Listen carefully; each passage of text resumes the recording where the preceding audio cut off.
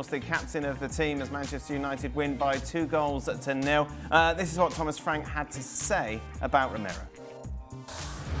If you look at how many red cards he has had, it's not like he had that many throughout his career. And you play with passion and you play with aggression, and there's a fine line when you do that.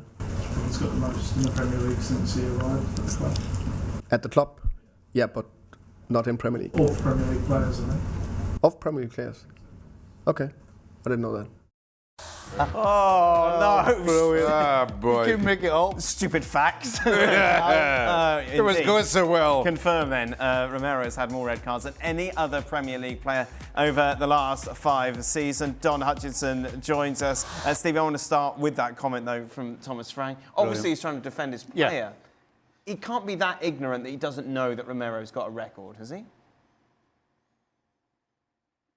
Well, yeah, he must be. Why would he say it? If he actually knew that, listen, you know that the fact that was probably one of the first questions, if not the first question he got, and he must have known. And if he didn't think that was coming, then the person, the press officer that takes him in there, has to prep him and get him ready for these sorts of situations. That's his job. Now, it's also his job to know. Yeah. But I can't imagine he does know. I reckon if we asked everyone yesterday who's been sent off more than any other player in the last few, Romero's going to be very much in that conversation. Well, you would have been, but he doesn't know that. It is ignorance. He doesn't know it, or he wouldn't have said it, I can assure you. Because they're just waiting for him to say it. I mean, as soon as that came out of his mouth, they're all going, "Oh, you're beauty." I've got the back page ready tomorrow. So yeah, I mean, you couldn't make it up. Romero getting sent off after what we said yesterday. Yep. And you couldn't make that up. Him turning around and saying that. Oh my goodness. In Thomas Frank's defence, it's not really his. He doesn't need to know. As manager of Brentford, he doesn't know or care what Cristiano Romero is doing. He kind of knows and cares what he's been doing this season. While he's had 1 red card already this season, the wider history to his career, I don't think he needs to pay much attention to. But all that being said, he has got to know that Cristiano Romero is this type of player. He said it, hinted towards it, passionate, aggressive, and you have to, as a manager, know that can sometimes spill out, even if you don't know his recent record, and how to feed off of that. Now, you just have to look up at the other end of the pitch, one of Romero's countrymen, Lisandro Martinez, and you can use the exact same descriptors. Passionate, aggressive, but without anywhere near the record of Cristiano Romero. As a matter of fact, for all Lisandro Martinez's feelings, which we've discussed, he is as important a defender for Manchester United as there is, because of that passion, because of that aggression that Manchester United need and lack otherwise. So for Romero, and there's a far broader discussion to have, given all that he said that we've been discussing, this is just plain, downright stupid from him. Can we just say, we sat here last night and you asked me a question about how because he said he was going to get punished behind doors, right? Yes, yeah. Going to keep it in-house, all the usual nonsense. Yes. And we were talking about, what is it? Is it going to be stern? What kind of punishment is it going to be? And I said he couldn't drop him because he needs him. Yes. We found out today that it was Mr. Meek and Mild from Thomas Frank. Right. Thomas Frank didn't know what to do. And whatever he did do, he got it 100% wrong. And he didn't gut him out. He didn't give him loads. Because had he done that, he would have come into his press conference, and regardless of the question, it would have been, this is on Romero. This guy, because he cost him the game. At the time, there was nothing between the two sides. It was a solid game. Both sides were as good as each other, and he cost him the game. Yeah. And what he should have said was, you know what, he got sent off at Liverpool a few weeks ago. Today, there's no excuse. He's our captain. This was the perfect opportunity for Thomas Frank to actually show some strength, because nobody was said a word. Has he? No, exactly.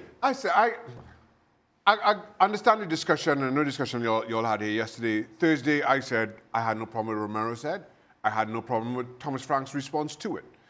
That being said, as much as I sit here and defend, and I said on Thursday, I don't understand why players feel the need to go on social media to say whatever it is they have to say.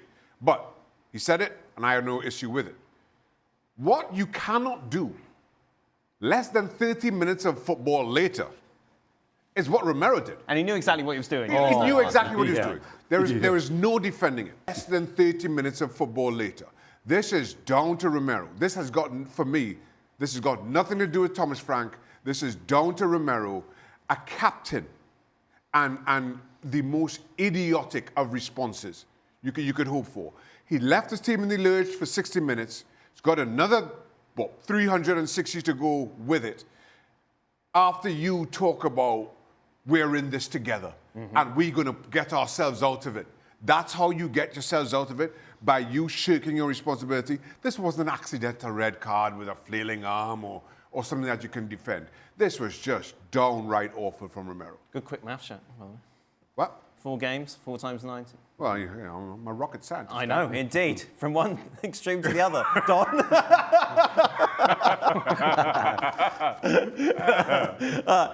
Don, what's it like in the dressing room when your captain or someone or your teammate does something so, as Steve said, idiotic? Well, I've done it 6 times. I've been red carded 6 times, and it's an awful feeling. I just don't get the feeling there's any remorse there with Romero. He won't be at Spurs next year. They'll sell him to Atletico Madrid. He won't be there. He's a liability. Listening to the lads chat there, I think they more or less nailed it, and I think Stevie nailed it on last night's show. It's a horrible look, I think, for Thomas Frank, because it doesn't paint a picture like he's in charge. If you go back to when Mo Salah had his spat and his outburst against Arne Slot and Liverpool then went to San Siro when they played Inter Milan, and he got dropped from the team.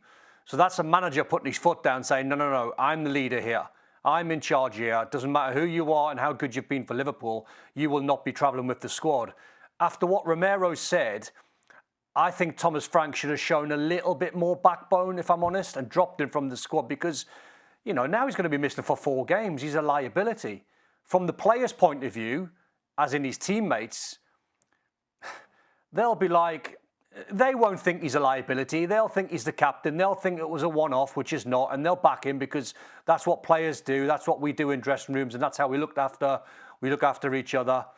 But I think even Tottenham's hierarchy now have got to have a look and have the conversation and think, this guy's not going to be around here. We can't carry him.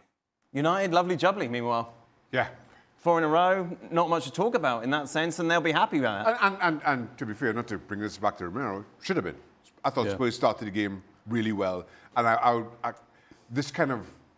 feel that Spurs have been playing better than maybe their results have shown. I'm thinking of the 2-2 against Manchester City, where I thought, again, Spurs played really well, started this game really well, and it looked like could cause Manchester United a problem. But once Spurs go down to 10 men, with the greatest respect, Manchester United just made this look easy. Yep. They really, really did. And I know it's 10 men, I know they're at home, but they really did make this look easy. The opening goal from the set piece, again, just kind of speaks to the difference that Michael Carrick is making on the sidelines and a confidence that this team is playing with. The scoreline will show too. Truth is, it could have been a whole lot more. Manchester United were just that dominant against the undermanned Spurs. Anything to add, Stevie? No. Don? Done. Yeah. Job done. There we go. Perfect. Taking a look at what that means at the top of the table. Aston Villa, of course, dropping points today. They had the chance to move up to second. So Arsenal, as it stands, are 9 clear of City. City, of course, travel to Anfield on Sunday. Don, I heard your dulcet tones on this game as I was watching. Arsenal, really good. Do you know what? I thought it was a really good game of football. I enjoyed it. I thought Sunderland went there and they went man for man and they got in their faces and tried to stop them playing.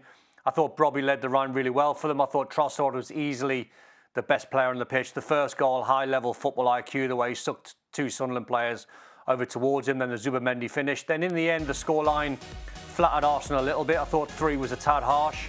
But I think you nailed it in your assessment there, Dan. They were professional. They got the job done. They played football when they earned the right to play. They go 9 clear, 90-10 in their favour. I stand by it. And it was a fixture in a game where, if you remember at the Stadium of Light, Sunderland beat them up a little bit and it was a 2-2 draw and Sunderland were quite aggressive. They tried the same tactics today. Arsenal were just too good. What was striking as well, obviously, no Saka in this game.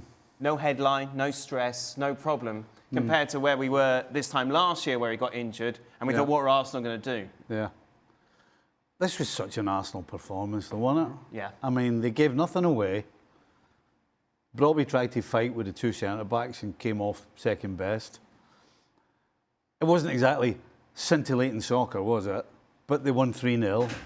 I mean, it was just an Arsenal performance. That's what it is. It most certainly was. Don, you look at this and I suppose the question that comes out of it is who is the best player to play up front for Arsenal, given that he's got three options in theory now. Havertz playing in midfield today, Jesus, Gyökeres, or indeed the German? I think it's the German. I think it's Kai Havertz. I think it's one of them, you know. I think we sometimes get a little bit bogged down with best 11s. I don't honestly think Mikel Arteta thinks he's got a best 11. The players that come on, they've got two players for every position. They're strong.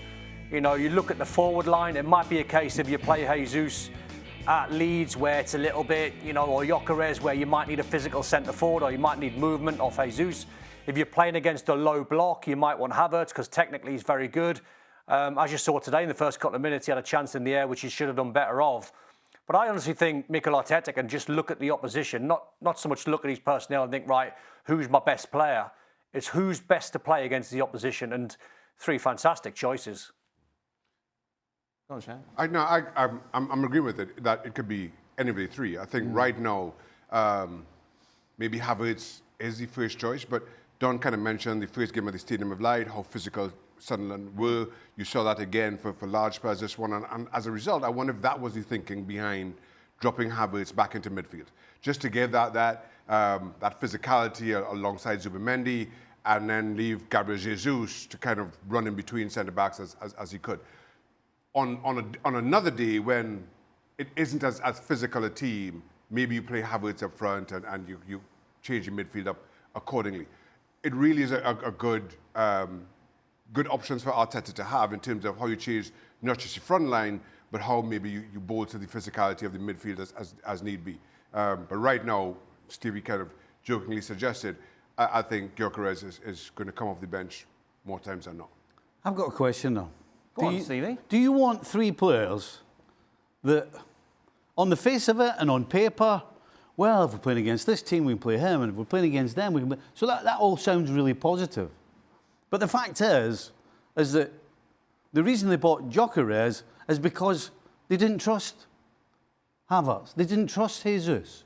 But now we're talking in terms of how it's great that you've got three centre-forwards, but the truth is, you don't know who your best centre-forward is, and that's not good. I don't think that's a good thing. If you were having this discussion at the end of August, I think that is a point that you think of longer term. But end of January into February with a 9-point lead as it stands right now, it's a luxury that Arteta can afford. It's not ideal because Gyökeres hasn't been... because you don't have a centre-forward. Because Gyökeres just simply hasn't been good. But you have a 9-point lead. You're 9 points at the top of the table. It doesn't matter. I'm not being... Well, I guess I am being critical. I'm just saying, though, that, you know, sometimes you've got to... Sometimes we can make something into what it maybe isn't.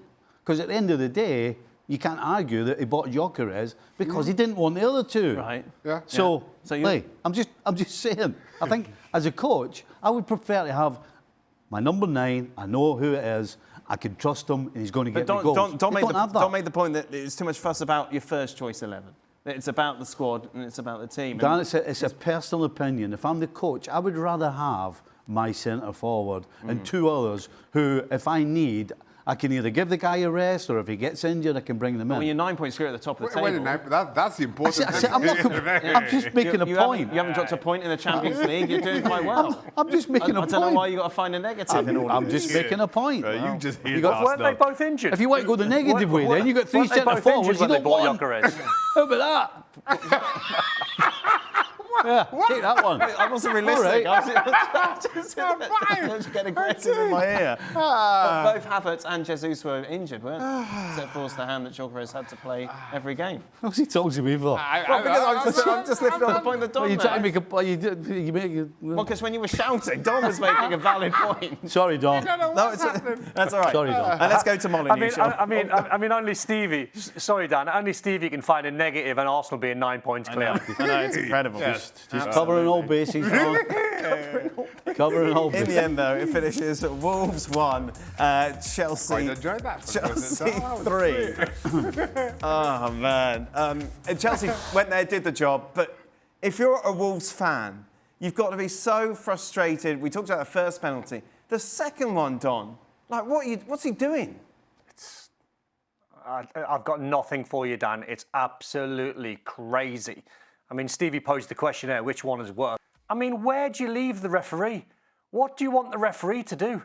It's a nailed-on pen. So if you're the Wolves players, even when you come in at half-time or full-time, I probably wouldn't even have a word with Mosquera because it's just ridiculous. But I'd say to Matt Doherty, I'd say, what are you doing? Because you started it all. What are you doing giving a silly penalty away? Like, there's no wonder they're going down. I mean, they've gone. I mean, it's crazy when you watch it. As a coach, what are you saying to Mosquera, Stevie, if anything? Because that Nothing. just... Well, you got to find somebody else. That's it. That's- As simple that- as- that- You've that turned the page on him. He's That's done. panic. Right. Somebody does that, they don't see the picture, they're not sure what to do, they panic and he shoves them. You don't need somebody playing in your back line doing that. You got to move them on. It's simple as that. Wait, breaking news. This isn't true, is it, Don? You don't think the goalkeeper kick is a penalty? No, I think it's a bit playful. It's not like he stunned him, he really booted him. I think it's a little bit playful. I think I saw Joel Pedro laughing as he was lying on the floor. He's a bit playful. You have just earned yourself an honorary membership to the Goalkeepers Union, Don. Let's just high kick everybody. Explain your interpretation of playful, Don. Hold on, Don. Well, Don, I think... Don, let me ask you a question. Do you take your boys out the back door and play football with them? And then give them one of them? Yeah. Play on. Mrs. Don is saying, what are you doing? We're just being playful. Stop! It's got to endanger an opponent. It's not really causing João Pedro any harm, is it? A tap on the fingers. But Don, anywhere else on the pitch, that's surely a free kick if a player does that. Well, you've got a point. I hate that phrase. It's out the goalkeeping union. It's all gone. Union facts again. I'm trying not to lose my Goalkeepers Union membership here. To Don's point, you do these things Don's are saying. It's not just a penalty, it's a red card. Right, because... Right? If you, with any force and leg, that's not just a penalty, it's a red card. This is a penalty. I don't, as much as I quite support Don's thinking, I'm not sure it necessarily holds. Meanwhile, for Rafinha, obviously, great to have Cole Palmer scoring the goals and backing the goals again. Yeah, you want your top men to be scoring goals and feeling good and confident and wanting the ball and doing great things. So, I mean, it's an absolute dream for the manager to have Cole Palmer doing this in this game. Absolutely. And a nice game, obviously, to bounce back after what happened midweek, Don. Yeah, I listened to Leon Rafinha off the back of the Napoli game and off the back of the West Ham game, and he felt as though with a short turnaround after the game in Naples that he had to rest about 4 or 5 players for the West Ham game, and it backfired the first 45 minutes, and they got pumped off West Ham, and then he brought his top men on, and they won the game 3-2. Then I listened to his interview afterwards. He said, "Listen, I thought I'd done the right thing, and in hindsight, it's sort of." He was right to do it off the back of the Napoli game going into a West Ham game, but he just felt as though probably the drop-off from the calibre of the first-team players to the players that he picked last week wasn't as good. So no surprise today. I think he made 4 or 5 changes and picked his best side. He thought the league was done and dusted, but suddenly they are just 3 points behind Bayern Munich. Bayern Munich playing Hoffenheim, who've been one of the standout sides this season in the Bundesliga. As you can see, they sit 3rd right now in the table. That game's coming up, but first of all, let's get word from Julian Brandt speaking after today's game. 3 points only towards Bayern München, which of course plays tomorrow. What does it mean for the title race? Well, first of all, I think we bring us week for week in a better position to obviously finish our goals. And yes, we try to catch Bayern a bit, but we know the gap is, if they win tomorrow, is still 6 points. It's huge. But I think, yeah, our goal is to bring us in a good position when we have the game end of February in Dortmund, and maybe to make things a bit more, wie sagt man? Close, or ja, wie auch immer. Yes, that game is coming up at the end of February, the Klassiker. But before that, Bayern Munich will be taking on Hoffenheim on Sunday. Our coverage will begin at 11 a.m. Eastern with all the build-up to this game. Bayern at home, but Hoffenheim making waves this season. Make sure to join us to see how it plays out on ESPN+. And then later on in the day, it is Valencia against Real Madrid. Real Madrid trying to close that gap once again on Barcelona. Our coverage will begin at 2:30 p.m. Eastern, also on ESPN News and ESPN2. Dan, back to you. What a season Brentford are having, obviously, very much at the right end of the table, as Brentford now sit 7th in the table, fighting very much for a top 5 place. For Newcastle, though, who many thought they'd do well this season, sitting 12th in the table. We, of course, have got a couple of former Newcastle men with us. Let's start with you, Don. Don, this just isn't good enough, is it? No, it's not. I mean, I'm still in favour of Eddie Howe. I've still got faith in him, but it's just been a really stop-start season. If you want to go to the job that he's done overall, getting Newcastle into Champions League spots twice and winning a trophy, brilliant. But the away form has been terrible this season. And when you start losing home games, which I've sat here for years and I've said I'll back Newcastle against anyone in the Premier League or anyone in the Champions League, and they normally beat teams at home because the fans are on it and they drive them forward. The atmosphere is great. Today it was a little bit flat. I thought the officials got everything right apart from the first one. I thought Trippier should have been sent off, but performance-wise, it wasn't there. Atmosphere-wise, it wasn't there. And that's a little bit worrying, I think, for Eddie Howe. He had all these top men on. He's been criticised of not playing Voltemade and Wissa together or not playing 2 up front. Well, he tried that towards the end of the game to try and win the game. Then it backfired with the Tara strike. So, yeah, he's got some problems to solve.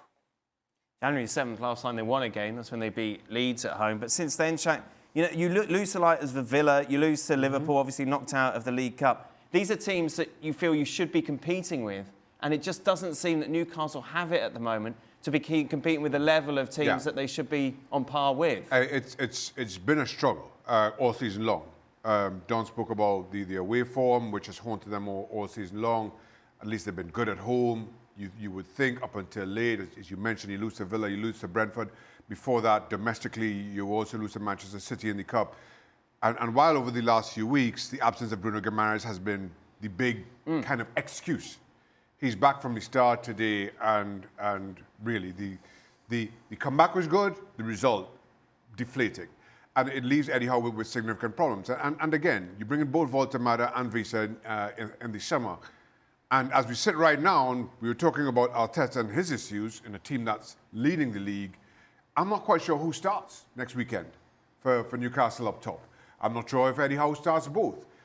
Both Voltemade and Wissa neither have had any real security in their position. And as a result, I don't think Eddie Howe has gotten the best out of either. And as a result, you just have a team that is not firing. And they lost 4 at home, Stevie. Already to me, the biggest problem's the 2 centre-backs, the back line, the goalkeeper.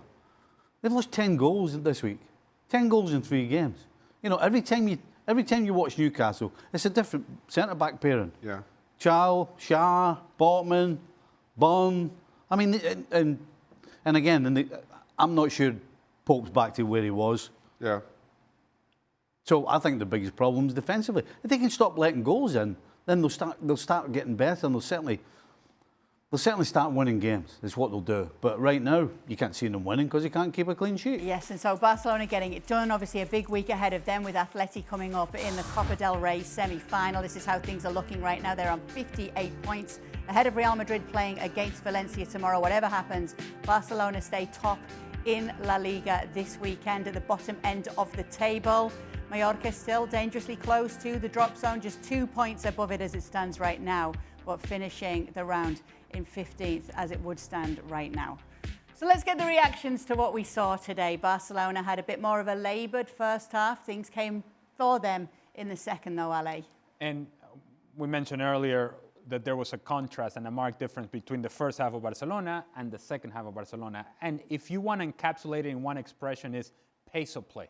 The speed of play of Barcelona in the second half, it was much quicker. And I mean, the movement was much quicker ahead of the ball. The movement of the ball itself was much quicker. The lines were higher of the field. The intensity defensively was also much higher from Barcelona. They were regaining possession of the ball in higher areas. And from there, you start looking for where the spaces are going to be. And if you want to look for spaces, look no further than Lamine Yamal.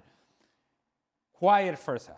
And it becomes clear to see that it's a quiet first half because we expect so much out of Lamine Yamal. And, think about a left-footed player for Barcelona with a little dip of the shoulder and he's gone. And this is when you start seeing the comparisons to Lionel Messi. Because this healthy respect and now borders on fear that we're seeing from other players, it seems to be happening across the league. Lamine Yamal is hot right now. Speaking of respect, Hansi Flick's been talking about his star man right now and how he's listening to him in training. We're not hearing Hansi Flick now talk about egos in the squad, which we were saying before. Maybe he's putting this as a pointed message towards Lamine Yamal. At the moment, he's really happy with how he's training, how he's playing, and everything he's seeing. Yeah, and against Albacete, maybe unfairly so, but I highlighted the fact that in the second half, there were a lot of hands up in the air from Lamine Yamal, and I didn't like it. And I think, of course, I'm not inside the locker room. I don't know what the communications are, but I'm sure that Hansi Flick, if he were able to see what I saw, he probably would have gone to Lamine, you don't need to do all this. You play the game, and you do what makes you a special player, and he's doing it at a very high level right now. And to be fair to Lamine Yamal, not only is he a difference maker in terms of creating opportunities for others, what we have seen over the last few weeks is that now he's added consistency in scoring goals.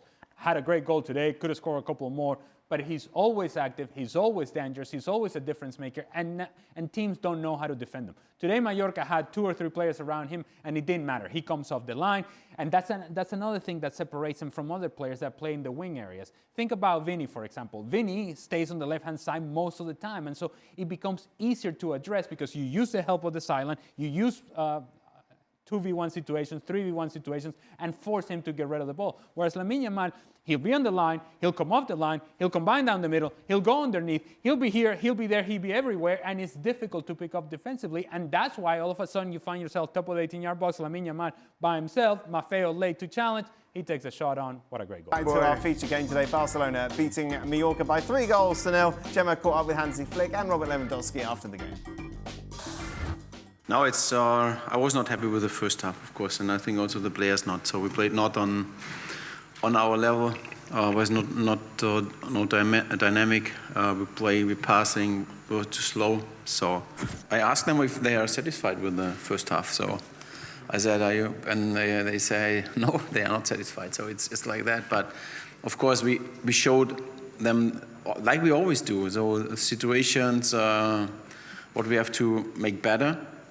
And it's about positioning. It's about also the passing, the quality of the pass, also the speed of the pass. It's this, this was in the first half was not like Barca wants to play. Hopefully, I think on Thursday against Atletico we will see another team from the first minute. So this is what I want to see also today. But I played also football. I know things are, and I think in the first half we were not 100% with the right attitude, with the right mentality. So, but we changed it in the second half, and this was good then. Good win for Barcelona. It was a little bit more difficult than what we could have expected, but with patience, you managed to get this 3-0. Yeah, always when we're playing against the team that they play very deep, sometimes we have to find a way how to score the goal. Sometimes, we miss the position that we should to be more forward to try the space behind the line, try to find the space also in the box. But in the end we won. We tried to do score the goal as well, and I think we have next 3 points, so we can be happy of the result from today.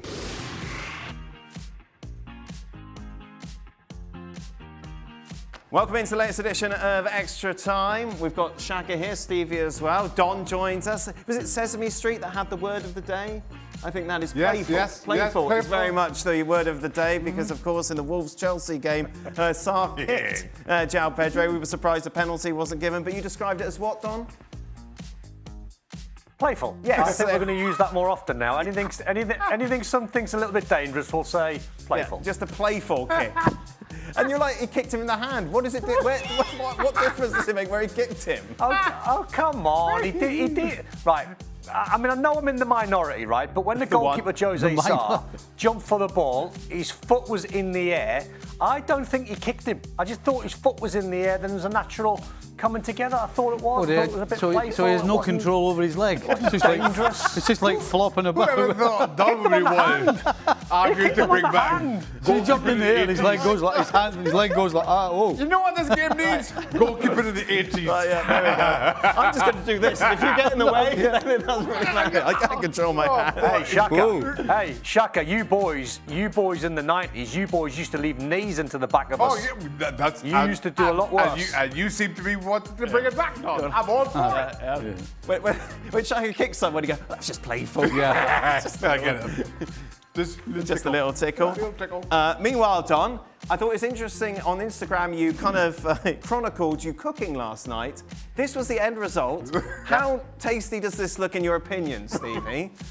Do we have the picture of... yeah, here it comes. Yeah. Ready, Don? Oh. What was it called? Yeah. Steak Diane. Tell you what, I don't know about what is it called. Where did it come from? Oh, God. Can I just tell you, it was tremendous.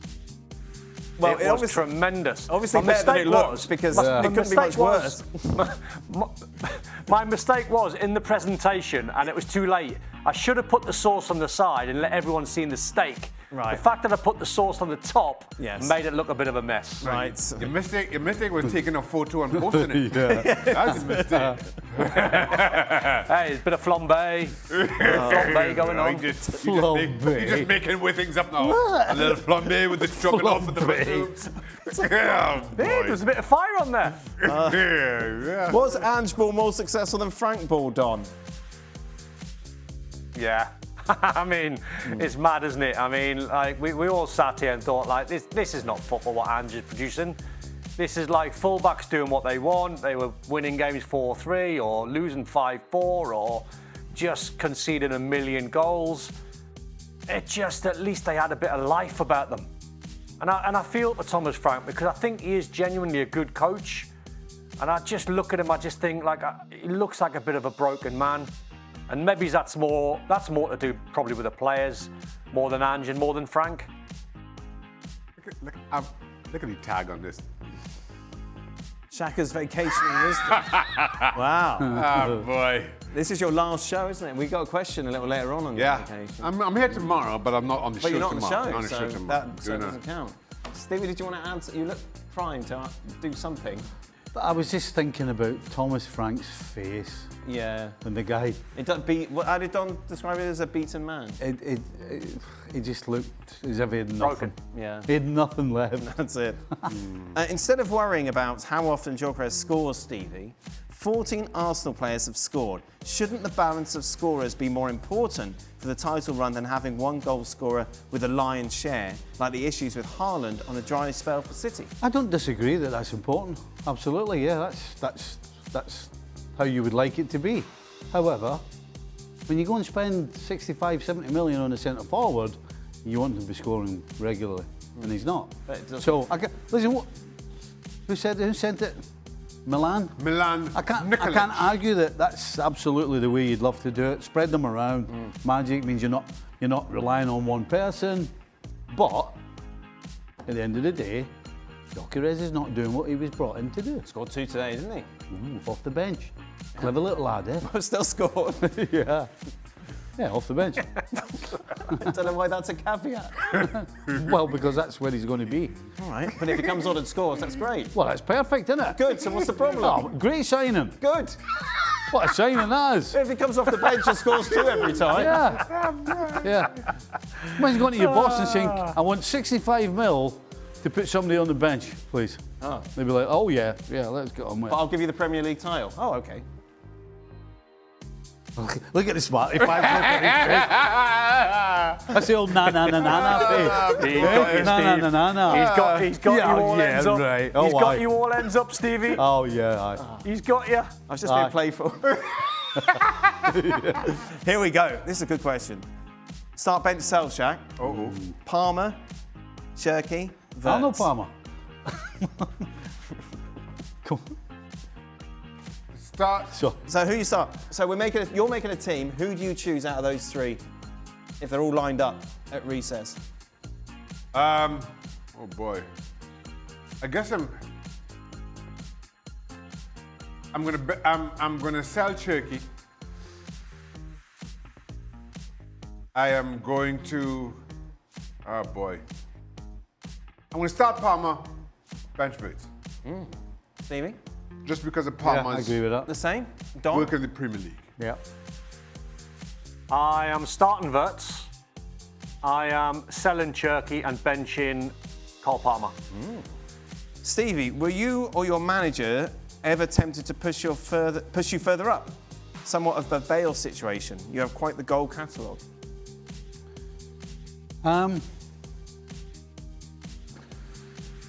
What do you mean up front, basically? Is that what you're saying? I suppose Bale started as a left back, didn't he? Right. And then he played more advanced as his career went on. Right. You had bits and bobs everywhere, really. Aye, I did, yeah. But you never played quite up as high as Bale did. No.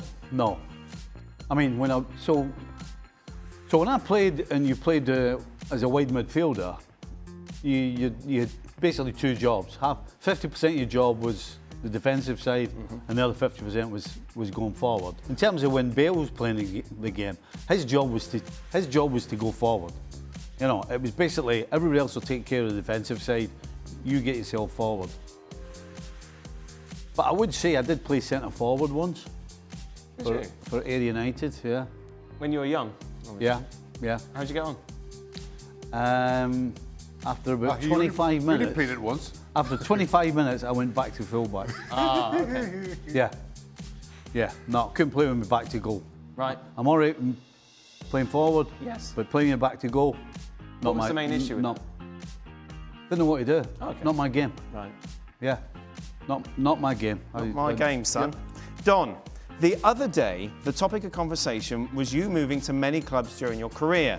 Do you remember what's the longest period of time you stayed at a club after you left Liverpool? For the record, Dan said you wouldn't have a clue. Or just in general? You wouldn't. Who was that? Andas is not far off because he's not far off because of a reason where I actually didn't stay too long. As in, I don't think I played more than 100 games for anyone. Right. So there might be a 94, there might be a 95, there might be an 80 odd, whatever it is. It feels like the longest time I had at a football club was Everton. That's and incorrect. I think I was at Liverpool for 4 years. So what? It's incorrect. What? Your most seasons in one stretch is not Everton. West Ham then? Yes. West Ham. Yeah, your second stint at West Yeah. Ham. Now, Well- where did you play the most games? Yes. In one stretch? What, as in the 4 years I was at West Ham? Surely No. it's West Ham. No. I mean, I did do my cruciate. It's a tough question. No. Everton. It wasn't West Ham, no. My God. You were right. Everton. Everton is correct, yeah. How many games do you reckon you played? 98 to 2000, Don? 72. 65, 70. 86 games, and that was the longest you ever played in one stretch for a club. That's what I mean. I've got like I didn't know this, but someone told me when I retired that I never played 100 times for any of the clubs that I played for, which is bonkers. What does that tell people about you? It tells you that I was in demand. Very good, Don. Very good. For all, Don, you got on this, son. there you go. You got on this, son. You got him there. You got me there, Don. Don, you got on this, son. You got it there.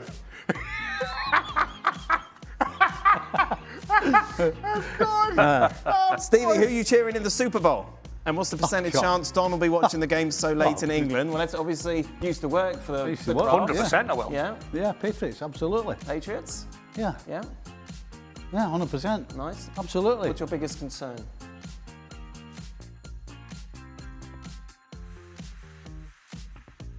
They don't win. Okay. Do you know the name of their quarterback these days? Me? Yes. Yeah. Yep. Yeah. First name? Honest to God. You really want me to tell you? Are you trying to get me? No, you've got it. You've obviously got it. Yeah, Drake. Good boy. Hey! There you go. Anything else you want to know? Hey, you got him there. I got him there. Don, you'll be staying up? I'm watching. Yeah, I mean, I'm not sure I'll make it till the end, but I'll definitely watch the first couple of hours. Yeah, for sure. Have you got a horse in the race?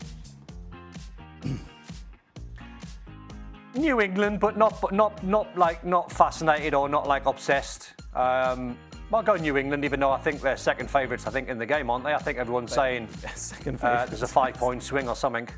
Yeah. Shaka, you obviously live in New England. Yes. Do you have a New England Patriots, I'm back in. Yeah. Okay. Yes. Lovely. Very good. You could say something smart then, or not? I'll keep it. I'll leave it. Oh, really? Say for off air. Yeah. Final question, and the most important question on a man who, of course, is having his last show today before he goes to Carnival. Yeah. Shaka, all packed? I am. All it needs is a feather, and that's it. I am. I packed yesterday. Wow. My wife and I leave in Northeast on Tuesday. Yes. Meet my wife in New York on Wednesday and fly to on Thursday, but I'm back. You're going to Carnival? Yes. And who's coming to fill your void? Don Hutchinson, ladies and gentlemen. What a treat for everybody. Who's already complaining, disappointed. We'll double up on Dan. Come on, Stevie. Again? Double up on him. That's all right. Kieran will be here. He'll be a good deflection. He'll restore order. That is it. That brings to the end of today's show. We're back tomorrow then, Stevie, yeah? We are, yeah. I'm not. Yes, we know you're not. Woo.